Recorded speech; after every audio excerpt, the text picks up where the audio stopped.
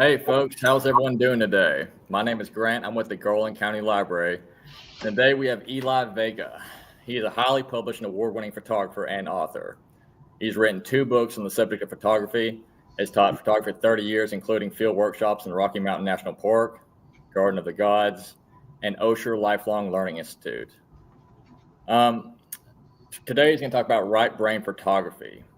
So Eli, if you could just let us know a little bit more about what that is. Well, right brain photography piggybacks on my book by the same title. So the title of my book is Right Brain Photography, and the subtitle is Be an Artist First.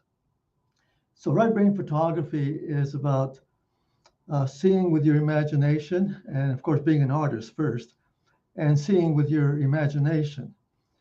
And by also seeing with your imagination helps us to see something before we see it, which sounds kind of strange, but I've got some examples to show today to show what I mean by being able to see something before you see it. And if we can do that, we can make the common uncommon and the mundane insane. And I've got some examples to show you.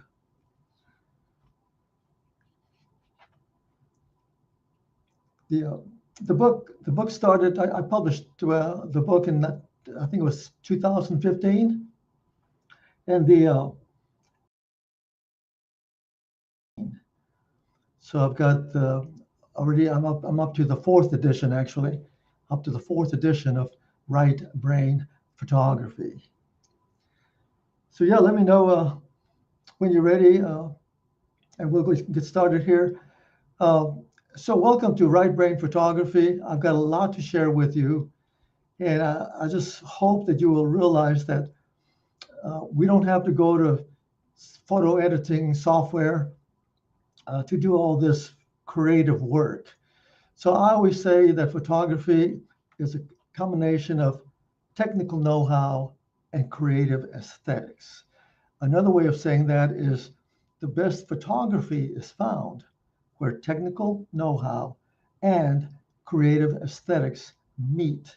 So with that, let me get into my presentation, and I'll show you some examples of right brain photography.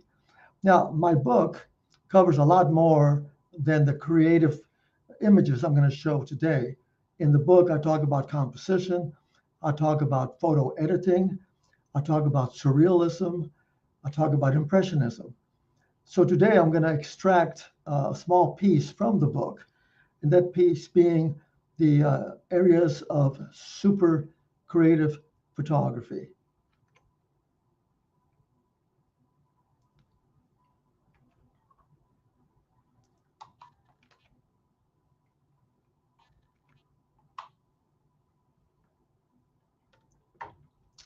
So I see with my imagination, not my eyes.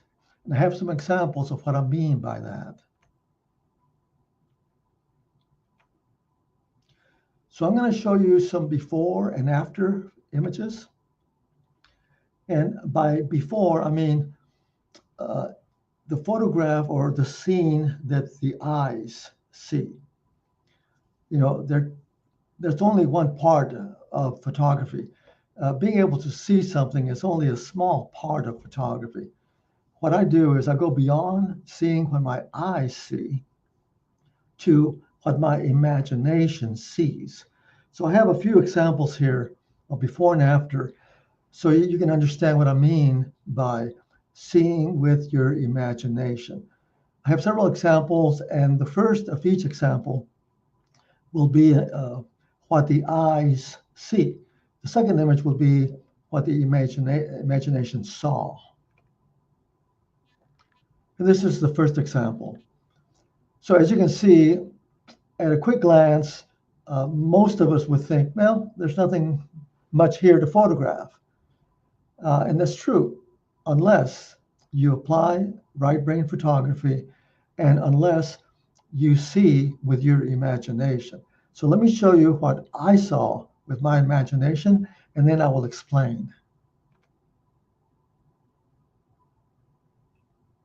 This image came from the scene you just saw.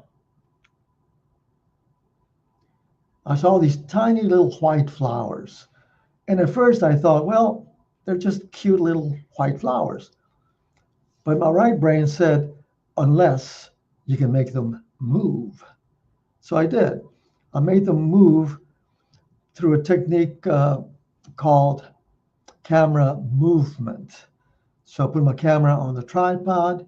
I loosened my tripod head so I could then move my camera to the left to make them, quote, move. And that's what they look like when I made them move. So again, the message here is don't just look with your eyes, see with your imagination. I have a few more examples. So here, if you discount the arrows here, disregard the arrows for just a second, you can see that, again, at quick glance, there's not much to photograph. I see some beams, some big leaves, and other stuff going on.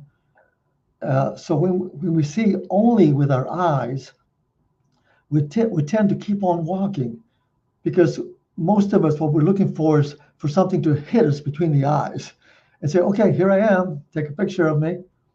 So I think there's a tendency to want to do that wherever we are, wherever we go, to hopefully see something that hits us between the eyes.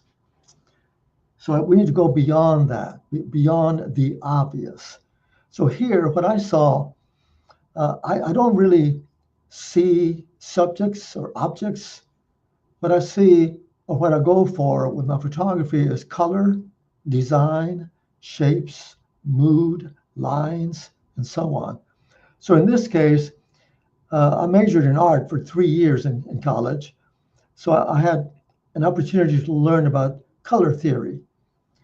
So what I saw when I was here, I saw not flowers, not plants, not leaves, not decorations on the wall, but I saw pink on the left, pink and red. That's what I saw. I saw pink and red.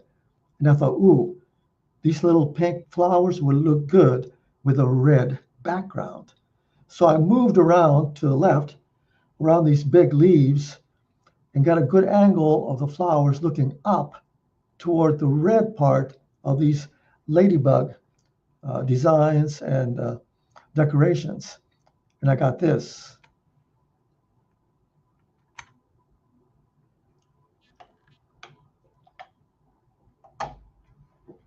So if I had shown you this photograph at the beginning with no explanation, you would never guess that this came from this.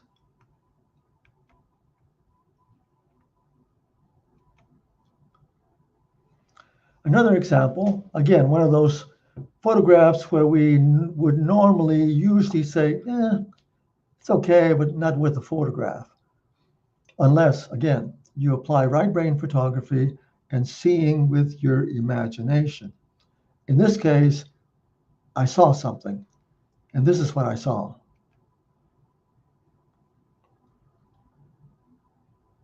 This from that.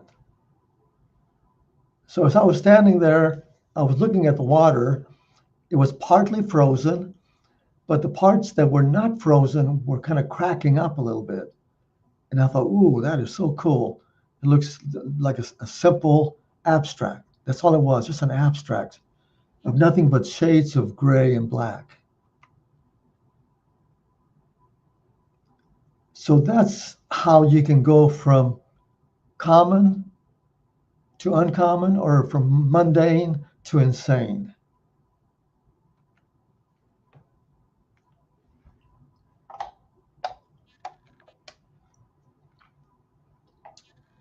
Here's another one. For this one, I decided to show you the end result. So as you look at it, it looks like it's the side of a mountain or the side of a cliff, and rocks have fallen down this embankment and collected at the bottom. But now let me show you what you're really looking at. So I was hiking here in my hometown of Hot Springs, Arkansas, and I saw this big rock. And I thought, that's interesting. And then it occurred to me that if I close in real tight on this rock, I can make it look like the side of a mountain. And that's all this is, a hiking trail and a rock along the hiking trail. But again, if you think about it, it's just a rock along the hiking trail. So again, once again, I'm going to repeat myself several times. Once again, we tend to say, yeah, it's okay. Actually, for this kind of scene, most of us wouldn't even notice the rock. We would just keep hiking. So let me go back to the end result.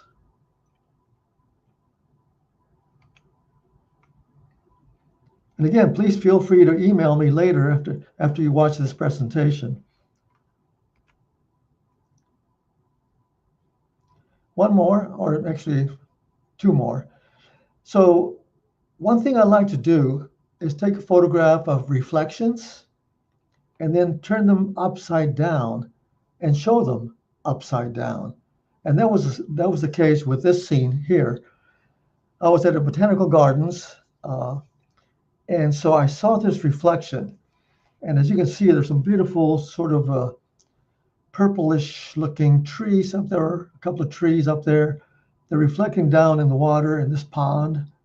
And I thought, if I zoom in, not to the whole scene, not to the trees, but the reflection of those trees in the water.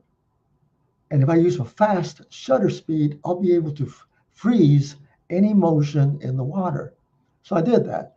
I froze the motion in the water. And then I always show this image upside down, actually. And it's very surreal.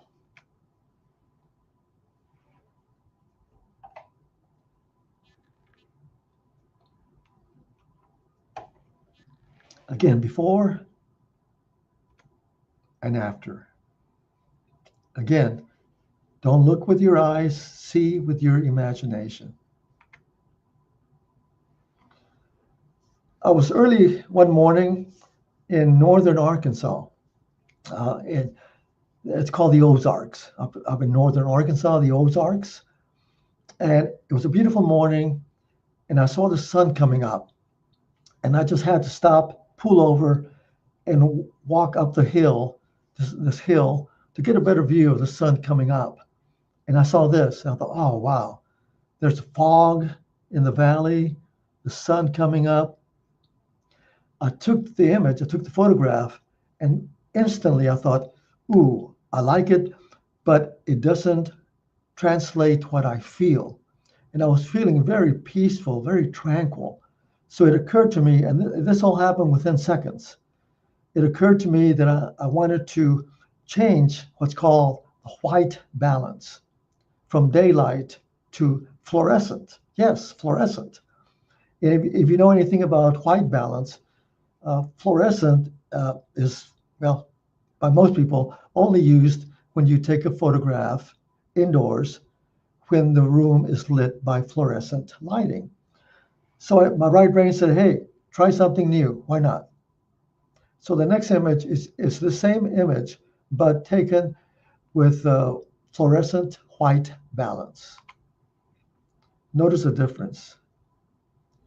Now this looks peaceful and tranquil. So this image really did a much better job at translating my feelings than this one.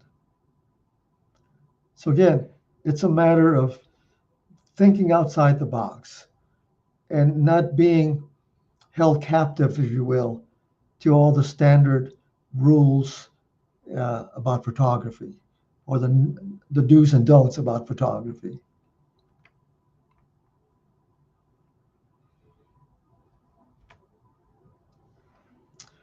I'll let you look at this one for a few seconds.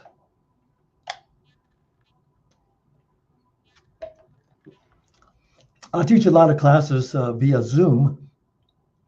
And mean, 100% of the time, when I show this, my students think that what they're looking at is an oil spill, perhaps in a parking lot somewhere. And it's not. It's a puddle of water at an elevation of around 9,000 plus feet above elevation. I was hiking up in Colorado, and on the way back, it had just rained the day before. And on the way back, I saw this puddle, and other hikers were just walking. They were just walking around me. A few stopped and were curious as to what I was looking at. And I pointed to this pond. I said, "Look at this pond. There's art in here." And they were all going, "Oh my goodness." They hadn't noticed it until I pointed it out. But again, one of the things I do with right brain photography, and I talk about this in the book and in my classes, is I take the labels off. I take the labels off. So when I take the labels off, this is no longer a pond. I can see through the pond if I take the labels off. I can see beyond a pond. And in this case, I saw this beautiful art that was created just naturally through water collected in a pond.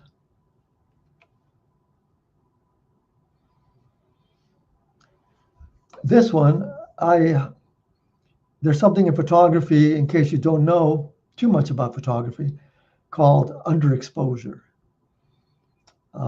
And most rules of thumb say, don't go too far with it. But I love going too far with it. So in this case, I underexposed the scene.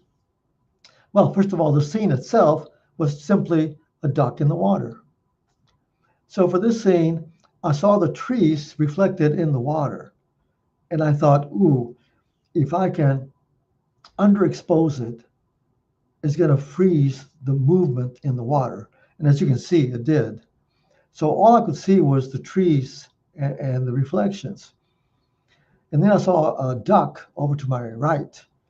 And I thought, ooh, I'm going to wait. I'm going to be patient until the duck comes into view, and I'll include it as part of my composition.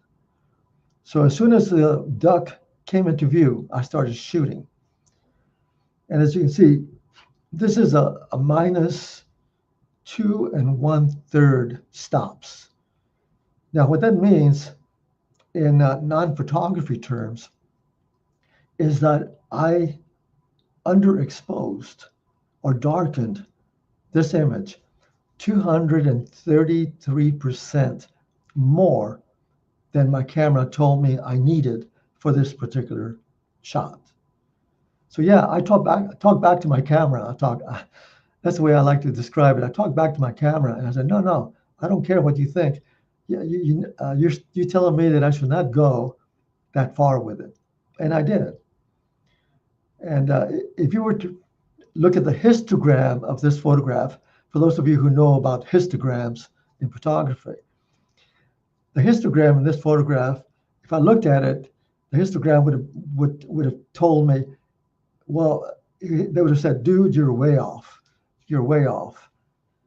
Because that's the way the histogram is designed, to give me the correct exposure. And I seldom settle for the correct exposure. What I'm looking for is the right exposure. And this was the right exposure for me for this image. So a beautiful Aztec dance group. And after I took several photographs of the dancers, then it occurred to me that, I want to go beyond the dancers. I just want to photograph the essence of the dance. And by shooting this with a slow shutter speed, it gave me what I wanted, the essence of the dance.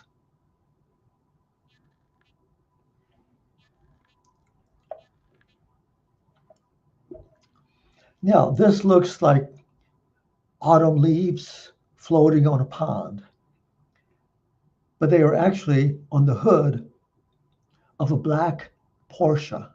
Yes, on the hood of an expensive black Porsche. So it's not water, it's a hood, the hood of a car that you're looking at. I love doing double exposures in photography. So next time you're shopping for an upgrade on your camera, you might want to consider making sure that your next camera has a multiple exposure feature. That's what you need to create double exposures like this one. And I have several to show you because it's just one of my favorite techniques in photography. So here's one example, and all you're looking at simply is acres and acres of nothing but willows. And in Colorado, Utah, Wyoming, I've seen them in those states, and they look like giant tumbleweeds. But in the winter, when they drop their leaves, their bark is colorful, very colorful, golds, yellows, purples, burgundies, and so on. And this is just simply a double exposure of nothing but willows. Now, this is very much like that duck in the water. This is also an extreme underexposure. And I think I want to say I went a minus 2 2/3 underexposure on this one to make those lily pads really stand out. And the gray you see around the lily pads or the clouds in the sky being reflected in the water. And this is yet another double exposure of tulips.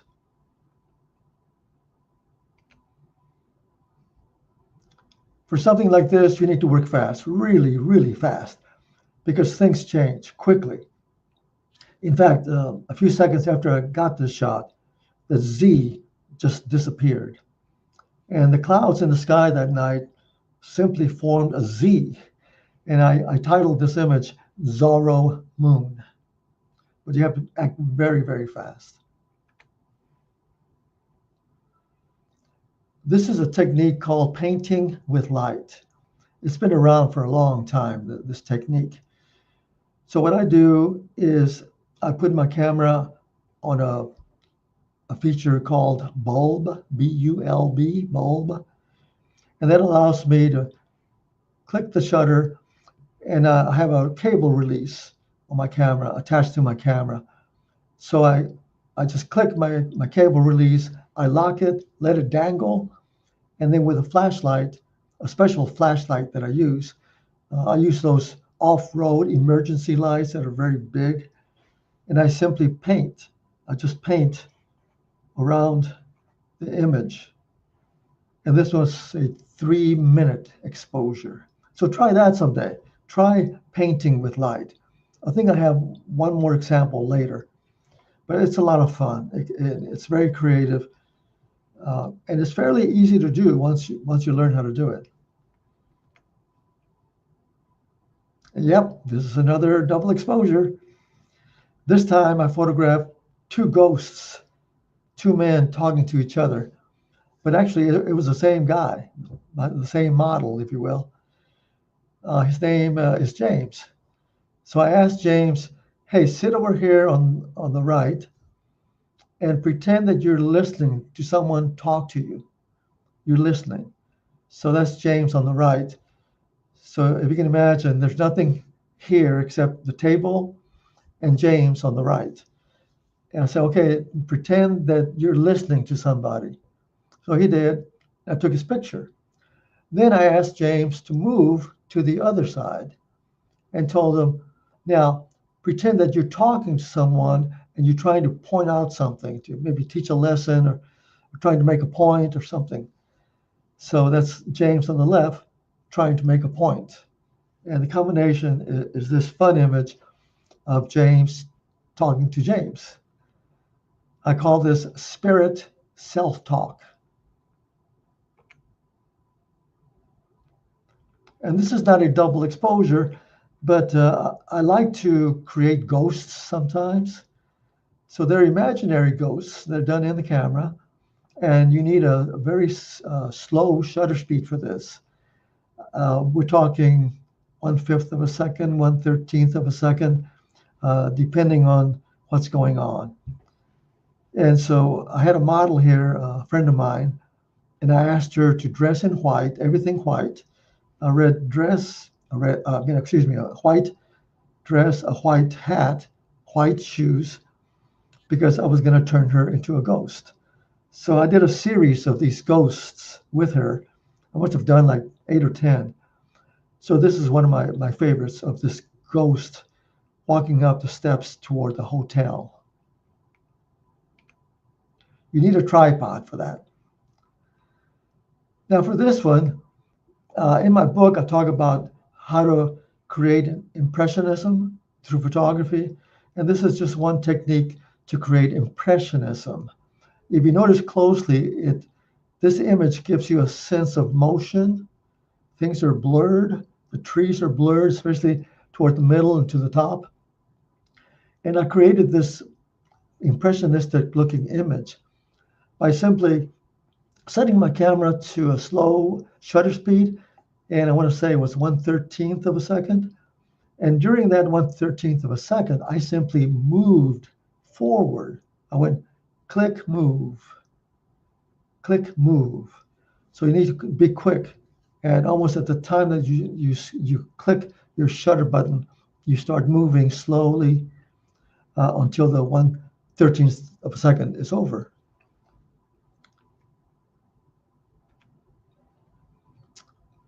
Another double exposure, and they all have a different feel to them. It depends on the subject. In this case, we're talking San Antonio, Texas, the Alamo.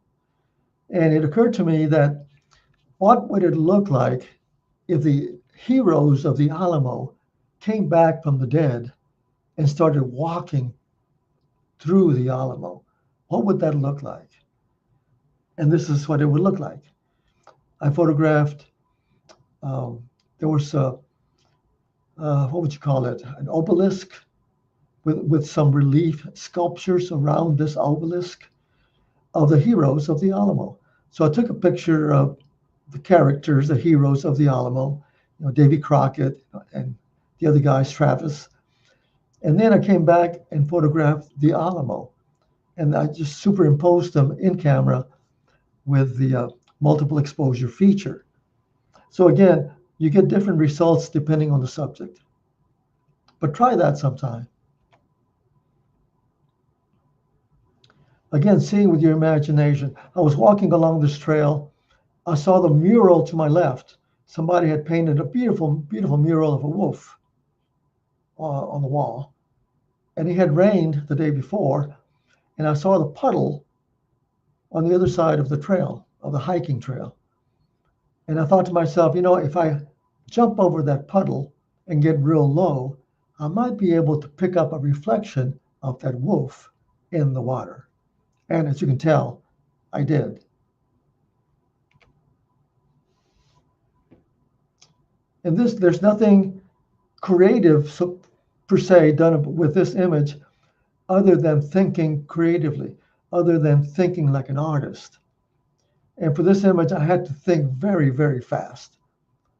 A train was there, it left, she came and sat down, and I thought, I need to work fast, take her photograph before the next train comes because she's going to get on it. And I got this, what I would call a very surreal image. And this is the kind of image that begs questions. Questions like, who is she? Why is she dressed like that? With those stilettos and that, that really cool little hat that she's wearing. Where's she coming from? Where is she going? Isn't she afraid to be there by herself? So it's that kind of image that begs all these questions. Yes, another double exposure. These are just people waiting in the rain. They were waiting for a concert to open up. And so they were in line waiting for the doors to open for this concert. And as they were waiting there with their colorful umbrellas, I took a picture of them and did a double exposure and got this painterly-like image. Now you're going to like what I'm going to say about this one. I don't know what you see, but would you believe that this image of nothing but light fixtures on the wall, on the exterior wall of a Taco Bell. Yes, you heard me right. This is nothing other than the exterior wall of a Taco Bell. Take the labels off. If you take the labels off, it's no longer simply a Taco Bell. It's this art. This technique uh, is called spot metering. So you might go to YouTube or somewhere and type in spot metering to find out more about spot metering. But this is what you can get by using spot metering in the camera. These very artistic looking images.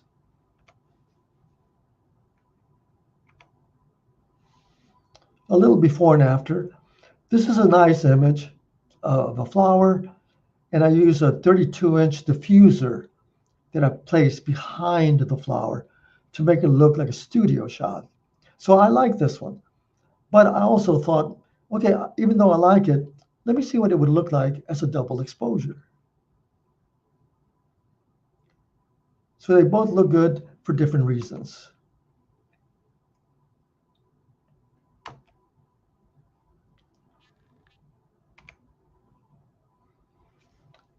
Camera movement. This is very easy to do. It was rainy, and I was standing underneath a protective shield above me, an awning, a store's awning, and I was photographing people crossing the street in the rain. And this group of friends were almost running across the street, and all I did was simply, with a slow shutter speed, of just go click and follow their motion. Just follow their motion at the same time you go click. And you're going to get some sharpness, a lot of blurriness. For this one, I moved my camera not horizontally, right to left, but downward. Just go click and move the camera downward to get this effect. And this is one of my techniques that I talk about in right brain photography. I call it my swirl technique. And I don't have my camera with me today, but simply, if you can imagine, I have my camera in my hand, and not on the tripod, and I put the camera and I swirl around my palm. So I use my palm as the center point, and I just go click, click to get this technique. I have, I think, one more example today, and depending on the subject, you get different effects. But it's a very fun effect. Now, obviously, this is not for everybody. Not everybody appreciates this kind of art. But if you do, try that someday. Just swirl your camera. Don't arch it. Just swirl around your wrist.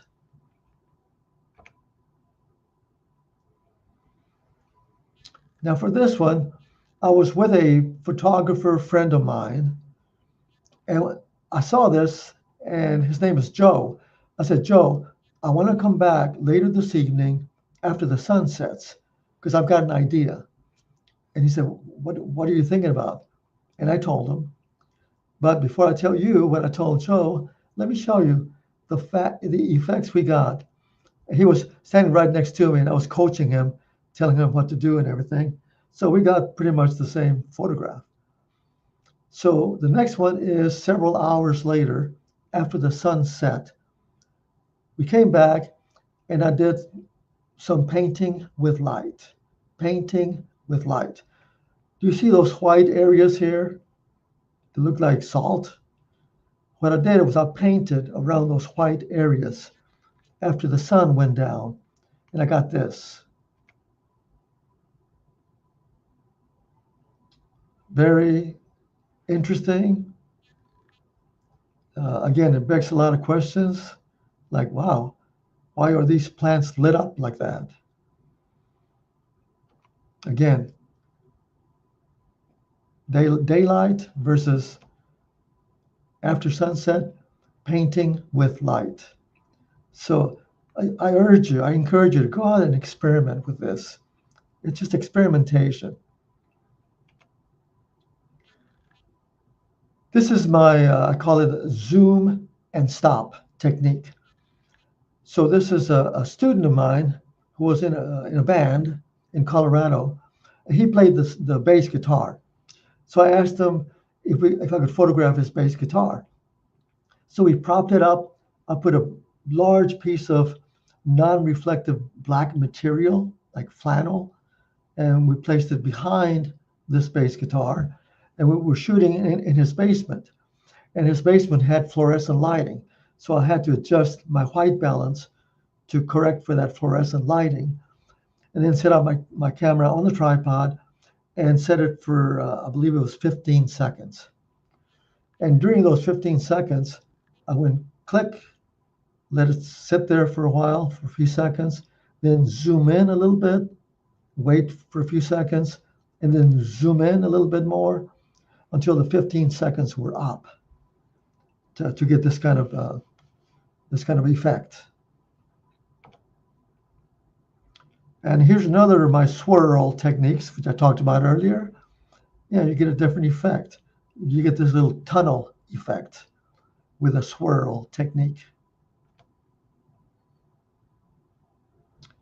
And I like to go against the grain. Most photographs we see of sunflowers are from the front. So this morning I thought, why not photograph it from the back?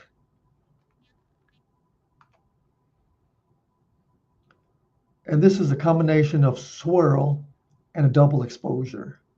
I did the swirl on the purple leaves, and then I superimposed or double exposed butterfly over that. Now this is by far my most creative image ever. If you look at this, you see what appears to be a man standing there with a vest, a bow tie, and a hat, and a white shirt, but there's also a lot of stuff going on around him. So let me explain. I was in New Orleans, and I really wanted to photograph the essence of New Orleans. So I saw this street performer, pantomime, across the street from me, and I said, ooh, I like him. I like the way he looks. Then I looked to my right, and there was an artist. Now, keep in mind, this is New Orleans, the South. So there was this artist painting southern scenes on pieces of shale, like this size, pieces of shale. And her theme throughout was African Americans in the South picking cotton in the 1920s. So I thought, this is interesting. And it occurred to me to do a double exposure. And I asked her, would you mind if I took a picture of some of your paintings? And she said, no, go ahead. So I photographed a couple of her paintings on shale horizontally. And I did a double exposure. I took a picture of her paintings. And then I went back to where this guy was and took a picture of him vertically. Click. So the two came together like this. Now let me show you the horizontal shot. When I show you the horizontal shot, you'll be able to see her paintings on pieces of shale.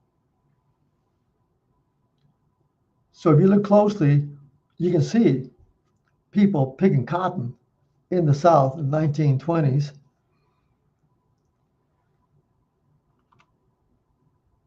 And I created this. So you can have a lot of fun with double exposures. You can also have a lot of fun by taking pictures of scenes in the rain from inside your car during a rainstorm. So I am photographing through the windshield of my car. Turn the windshield wipers off, and then started shooting. So, and I got this. Looks like an impressionistic painting. So yeah, try that someday. When you're out, pick up an interesting subject, a very unique, interesting subject, and just park and turn off the windshield wipers, turn off the car, and wait for some water to collect on the windshield. Put your lens on manual and focus on the subject, not the windshield, not the water droplets, but focus on the subject several yards away from you. Okay, and don't use an F16 or F18. Try F5.6, 7.1, F8, something like that, so that the droplets will not show, and you get this effect.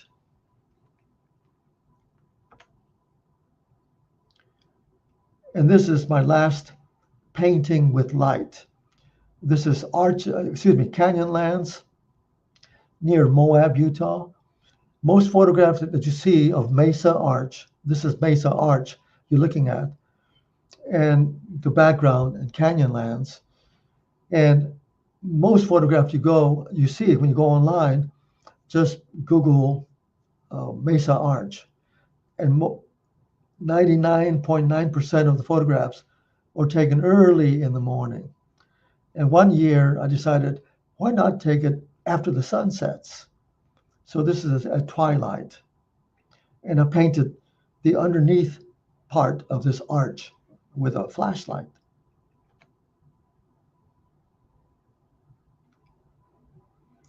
So thank you so much. I appreciate you watching. I appreciate any questions you might have. And again, both my books, Right Brain Photography and renditions of famous paintings, are on Amazon. So feel free to ask me any questions. Mr. Vega, real quick, before we conclude today, I was going to ask you about this, if you're okay with that. Mm-hmm. Okay, so what motivated you to start teaching others about right brain photography? Because a lot of people love photography, but they don't enjoy going into photo editing software. I won't mention any names, but they don't enjoy going into photo editing software or downloading apps and playing with all that. And a lot of photographers think that that's the only way you can get this creative with photography. So they really enjoy knowing that, wow, I can create all this with my camera. I don't need to resort to photo editing software to get creative. And I know that because they have told me that they really have been having a lot of fun doing this. I always ask my students, if you ever come up with something good, send it to me. So in fact, in my book, Right Brain Photography, I show and showcase several photographs of my students just to show the viewer, the reader, what my students have done by applying these same techniques. So yeah, that's why my motivation for teaching others how to do this. It's a lot of fun, it's creative, and when their friends look at their photographs, they say, "How did you do this?" Okay, and finally, with all your years of experience in photography, what is one of the best pieces of advice you could give to someone who's maybe just now getting into photography and they don't really know what to do or how to approach it? What would be your advice to them? My advice to them would be, sure, at the very beginning, you're going to be checking out some books from the library, like I did, and reading those books, buying some books, subscribing to some photography-related magazines, joining a camera club. Most cities have at least one camera club, and that's what I did when I first got started. And the good thing about joining camera clubs is that every month you get to hear a professional photographer critique the camera club's photographs, including your own. And I remember when I first got started that I wasn't getting first place, second place, or third place, or any place at all. But what I did was I didn't get discouraged. My feelings didn't get hurt. What I did instead was try to connect the dots and look for common denominators between one judge and another judge. So what I was looking for is there anything that these judges say, and they don't even know each other, that sounds similar along the way? So I was looking for those connecting dots, those common threads that all the judges were saying when they were talking about first place, second place, and third place. And that's how I learned the basics of photography. after I learned the basics, then I started expanding, exploring, experimenting, which eventually got me to right brain photography. So I hope that helps those of you who are watching. Thanks for that question, Grant. That was a good question. So yeah, go out there and learn as much as you can. Don't be intimidated. Please don't be intimidated by those great looking photographs. I remember seeing those great photographs when I was first starting out, and I wasn't intimidated. I just looked at them and I thought, I want to get that good. I want to get that good. I want to learn what they do to get that good. Well, Eli, we would like to thank you for the great presentation and taking the time to be with us today. We'd also like to note that if you would like to reach out to Eli, you can do so by emailing him at vegaphotoart@gmail.com for any question. I'm sure he'd be happy to answer. Lastly, we here at the Garland County Library would like to thank everyone for tuning in, and we hope that everyone enjoys the rest of the day. And again, thank you, Eli. Thank you, Grant. Thank you. Y'all take care. Take care.